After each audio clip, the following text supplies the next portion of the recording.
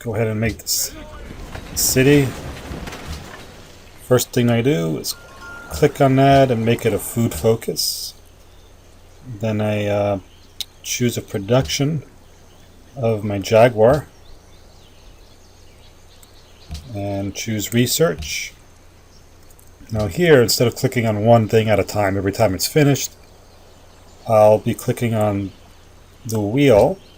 This will automatically do this, this, and then when that is finished, the wheel, that'll let me know that I have to start creating the floating gardens. And I will try and time it so I'll have 4 Jaguars by the time the floating gardens are finished. But anyway, as a rule of thumb, you always send out 2 units at a time, especially when you're exploring unexplored areas. 2 units at a time will keep those units alive the overwhelming majority of the time. Since I start with 1, I play a little more cautiously with 1 unit. First I start exploring, looking for city-states so I can plan when I'll be stealing workers from. And of course barbarians to build up culture. Now with this one guy, if I run into a barbarian encampment with a barbarian inside of it, I will completely bypass it and I'll come back to it later when I have more units. If I run into a barbarian outside of the encampment and it's just 1 barbarian, I will attack it. Because usually after 2 or 3 hits, I will be getting a promotion. However, if there are 2 barbarians outside the encampment running loose, I will again avoid them with just my 1 unit here. I'm not going to go too far from my capital. Okay, here we go. Now I'm going to, as a general ballpark, what I'm going to be doing is taking this guy here, and I'll be going down. By the time I go down, I should have my 2nd Jaguar finished. And what I always do is I do not send that 2nd Jaguar out on its own in a different direction. I will send it like this direction, try and explore this territory that hasn't been explored, and I will meet up with this Jaguar here. So I'll be in a pair now. I'll have at least 2 units, which I'll be able to fight barbarians, even fight barbarian encampments, and not have to worry about getting killed.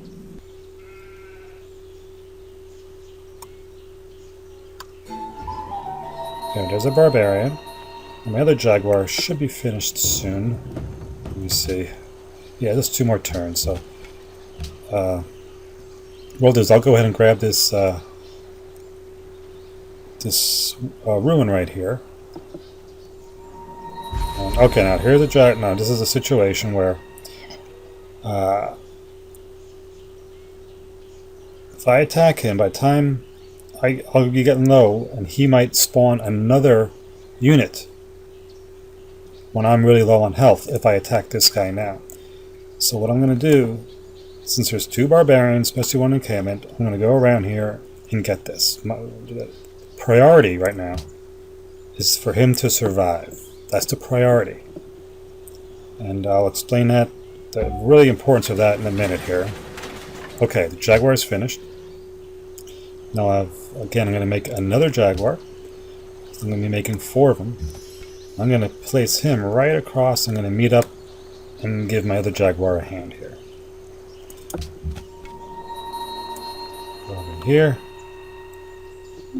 Now at this point, I just want to stop here.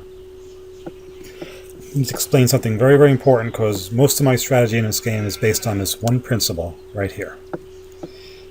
As of right now, like this is like a hill right here. So this Jaguar with the promotions, if you take a look over here, he has a 33% combat bonus when he's fighting in a forest or jungle. Here, every time he kills someone, he will heal 25 damage, which means he has a total of 100 damage, and all that 100 has to go away. So that's a quarter of his whole health will be healed by. And then here he can move through forests 2 spaces. Compared to this warrior here and of all the other AIs, they can only move 1 square at a time through a forest. They get no attack bonus or nothing like that. And they don't heal after they kill a guy. So this is an extremely, very, very, very important piece. Now, as it stands right now, he's already more powerful than these warriors. But let's say the reason I will tend to retreat and heal my units rather than go forward and attack and risking death is because of the following.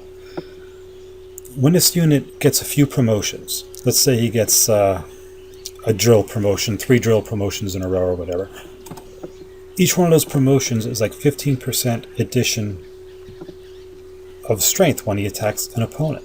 And you're getting 3 of those in a row, plus with the 33% attack bonus, he's basically twice as powerful once he gets those 3 promotions as a warrior that's made from scratch of an opponent, or even your own that's made from scratch. So once he gets 3 promotions, he'll be twice as powerful as that. So let's say, hypothetically, it will take 4 hits to kill this barbarian, or this unit. It could be any unit, an AI, whatever. So it'll take 4 hits. So it'll go, boom, I'll wait next turn, attack him again, wait another turn, attack him a 3rd time, and then I'll have to wait again for my next turn, and a 4th turn, he will die. For this unit, once he has 3 promotions, he is twice as powerful as a regular warrior. So instead of taking 4 turns, he will take 2 turns to kill this unit. Now, once he has the promotion where he attacks twice per turn, then he becomes over 4 times as powerful. And I will say he's as much as 6 times powerful once he's able to attack twice the same turn. Let me explain why. Let's say he's a regular warrior from an AI. He attacks once, twice, 3 times, right? Now his 4th turn he's going to attack this warrior and kill him. But he will get a promotion most of the time and he'll heal. So now, and he won't heal completely, but it might take another 3 turns to kill this guy. Okay, so let's go boom, boom, boom. Now he's dead. So it took a total of 6 turns for a regular warrior to kill another warrior if he heals during the attack. Whereas this piece right here, once he gets promotions and attack twice, he can kill that same unit in 1 turn. So it's really 1 turn compared to 6 turns by creating a unit from scratch. That is why you want to keep these units as long as possible, and if there's any doubt, err on the side of safety, of healing, rather than attacking and risk losing him in the game. Because later down the road, he becomes an infantry unit and stuff like that. When the opponents are making brand new infantry units, this guy, as an infantry, will be basically 4 to 6 times stronger than the other opposing infantry. Okay, so here I'll start attacking him. Before I do, I'll go quickly grab this so that another civilization doesn't grab it before me. And get my other unit going up towards him. Now I'll start attacking. Bring him up.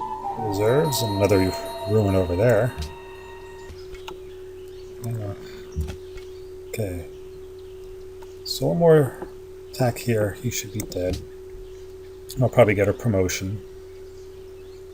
Usually 2 or 3 hits, you get a promotion. There it is. So I'm going to promote him. I usually look around the terrain and see what the most of it is. If it's rough terrain or open terrain.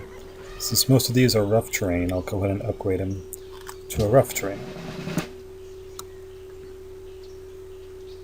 And him, I'll start attacking him knowing that this guy will be coming up in reserve to finish him off.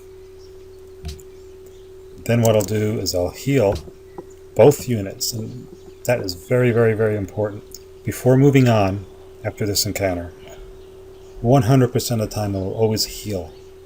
Stay in one spot and heal before moving on. Even if there's like a barbarian like still around, I will heal every turn before risking losing a unit. Now he gets a unit promotion. When I have units working in pairs, if there are both open terrain around and forest terrain, I will always do the opposite promotion. So he will get a shock promotion, whereas this guy got a drill promotion. This way, no matter what barbarian I run into with these two guys, no matter if he's on a rough terrain or open terrain, one of my guys will get him, and I'll use the guy who has more promotions on the open terrain to kill the unit on the open terrain and a rough terrain on a rough terrain, etc. Now in this situation here, notice that his health right here is lower than this guy's health. He's more healthy. Before attacking a unit, he will probably take 2 hits before he dies. What I want to do is attack him with the more healthy one first and finish the warrior off with the weaker one. The reason is this jaguar will heal after I attack this. So if I attack with this guy first, he will be in a red zone, and this guy will attack him, and then he'll become almost at full strength. I don't want anyone to be in a red zone. So what I'll do is I'll attack him first, like so. Okay, now he's in a yellow zone, and now this guy will attack, and he will heal, or at least not lose any more damage like will typically be the case. So there's nobody in a red zone here now. Now go ahead and let's see, next move.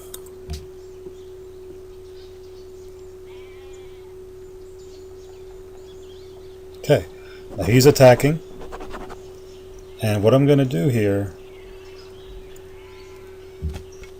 I'm going to retreat him to this area here on a hill, and I'm going to heal him.